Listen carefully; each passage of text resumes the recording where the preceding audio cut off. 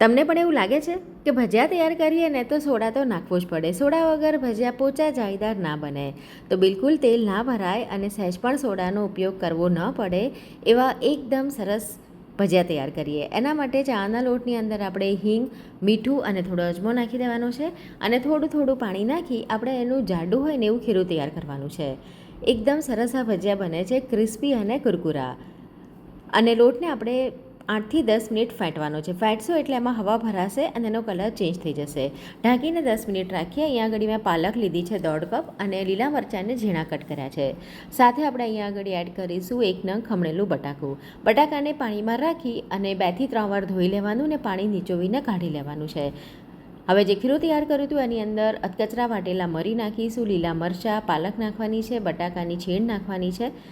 મીઠું આપણે પહેલાં જ નાખી દીધું હતું અને બરાબર મિક્સ કરી લેવાનું છે. સોડાનો ઉપયોગ બિલકુલ નહીં કરીએ, પણ બટાકાના કારણે આપણા ભજીયા એકદમ સરસ ક્રિસ્પી બનશે, સાથે અંદરથી પોચા પણ બનશે. 1 મોટી ચમચી ગરમ તેલ નાખવાનું છે અને તરત જ એને તળા મૂકવાના છે. આવી રીતે ખીરું તૈયાર કરીએ પછી રહેવા નથી દેવાનું. તમારે જો ડિટેલમાં આની રેસીપી જોવી હોય ને તો મારી ચેનલ કિચન ક્રાફ્ટમાં આપેલી છે. એકદમ સરસ ક્રિસ્પી તળાઈ જાય એટલે એને બહાર કાઢી લઈશું. ટોમેટો કેચઅપ કે ગ્રીન ચટણીની સાથે તમે આ ગરમા ગરમ ક્રિસ્પી કુરકુરા ભજીયાને એન્જોય કરી શકો છો.